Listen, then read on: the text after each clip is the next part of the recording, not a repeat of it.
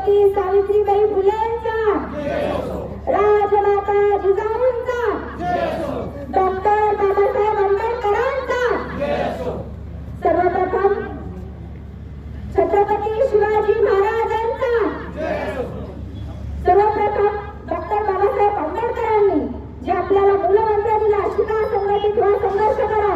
आपण शिकलो पण आमच्या पाचवीलाच संघर्ष पुजलेला आहे. मला विस्ताराने सांगावं असं वाटतं. इथं आमच्या काही भगिनी आलेल्या आहेत, आमच्या कन्या आलेल्या आहेत. कालच 8 मार्च हा जागतिक महिला दिन म्हणून साजरा केलेला आहे. मुख्यमंत्री महोदय असतील, उपमुख्यमंत्री आमच्या सुमित्राबाई असतील, यांनाही मला सांगायचं आहे की ज्या पुण्यश्लोक पहिल्या मातेचा अटक से तटक त्यांचं जे कार्य आहे, 28 वर्षाचं कुशल असं प्रशासन आणि तत्वज्ञानी राणी म्हणून संबोधल्या जाणाऱ्या 18व्या शतकातील एक उत्तम प्रशासक, ज्या इंग्रज आणि ब्रिटिशांनी सुद्धा त्यांचं नाव आपल्या मार्गारेट आणि एलिझाबेथ या राणींशी जोडलेलं आहे. अशा पुण्यश्लोक पहिल्या मातेचा आव्हान हा संघटित असलेला समाज करणार नाही. मला शोकांतिका वाटते की आज पुण्यश्लोक पहिल्या मातेच्या या प्रांगणात, या महाविद्यालयाच्या प्रांगणात आम्हाला काळ्या पट्ट्या घेऊन बसावं लागतं. स्वर्गीय अजितदादा पवार यांच्या कामाची कामगिरी आणि कर्तव्यदक्षता याला आम्ही नेहमीच नमन करतो. त्यांच्या श्रद्धांजली वाहून या कार्यक्रमाची आम्ही सुरुवात केली. ही आमची संस्कृती आहे. आम्ही कार्याला कधीही नकार देत नाही. ज्याप्रमाणे दिलेल्या GR मध्ये 2 मार्च रोजी जो GR निघाला, त्या शासनाच्या GR मध्ये पुण्यश्लोक पहिल्या मातेचा महाविद्यालय व रुग्णालय या नावामध्ये छेडछाड झाल्याचा प्रकार हा महाराष्ट्र शासनाचा हा डोंगर कारभार आम्हाला दिसून येतो. परंतु राज्यमंत्री महोदय आणि मंत्रिमंडळ यांनाही मला सांगायचे, अधिवेशन चालू आहे. एकीकडे आपण पुण्यश्लोक पहिल्या मातेच्या नावाने शेतकऱ्यांसाठी कर्जमाफी करता, कर्जमाफीची योजना करता, परंतु एकीकडे बारामतीमध्ये असलेल्या पुण्यश्लोक पहिल्या मातेच्या नावाला आपण कुठेतरी छेडछाडी करण्याचा प्रकार करता. ज्याप्रमाणे झाशीच्या रणांगणामध्ये झाशीच्या राणींनी सुद्धा ब्रिटिशांविरोधात, इंग्रजांविरोधात लढाई केल्या. अहिल्या माता ही एक मिसाल होत्या. फक्त भारत देशातच नाही तर जगभरात अहिल्या माता मिसाल म्हणून बोलल्या जातात. पंतप्रधान मोदीजी, मुख्यमंत्री आणि संपूर्ण भारतामध्ये आपण त्रिशताब्दी वर्ष साजरा करत आहोत आणि एकीकडे मात्र इथे आव्हान केल्याचा प्रकार कुठेतरी घडतीच होतो. गोविंद आमचे बंधू यांनी सांगितलं की आमच्या बांधा लक्ष्मण हाके साहेब आलेले आहेत.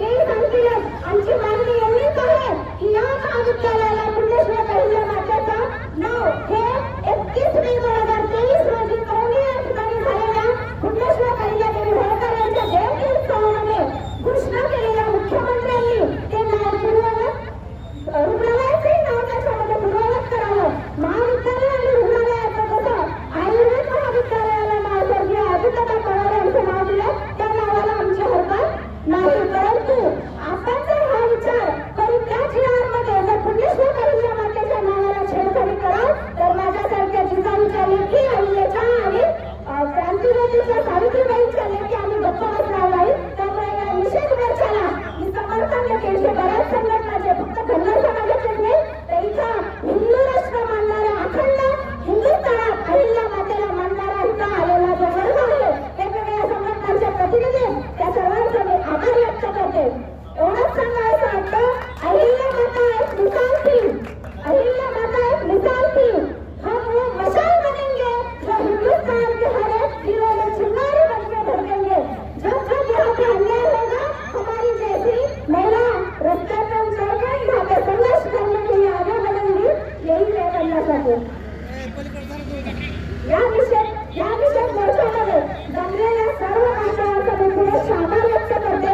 या ठिकाणी या महाविद्यालयाच्या प्रांगणात मोठा असा पुण्यश्लोक अहिल्या मातेचं भव्य स्मारक व्हावं ही एक विनंती मी करते. आणि येणाऱ्या काळामध्ये या ठिकाणी जर अशा अन्याय होणार असतील तर मला एवढंच या निमित्ताने सांगावंसं वाटतं. आदरणीय सुमित्राबाईंचाही आम्ही आदर करतो, त्यांच्या दुःखात आम्ही सहभागी आहोत, भावनिक आहोत. परंतु जर अशा पद्धतीने त्या मंत्रिमंडळात असताना हा अन्याय होणार असेल तर मी या ठिकाणी इथून इशारा देऊ इच्छिते की जर येणारी पोटनिवडणूक त्यांना बिनविरोध करायची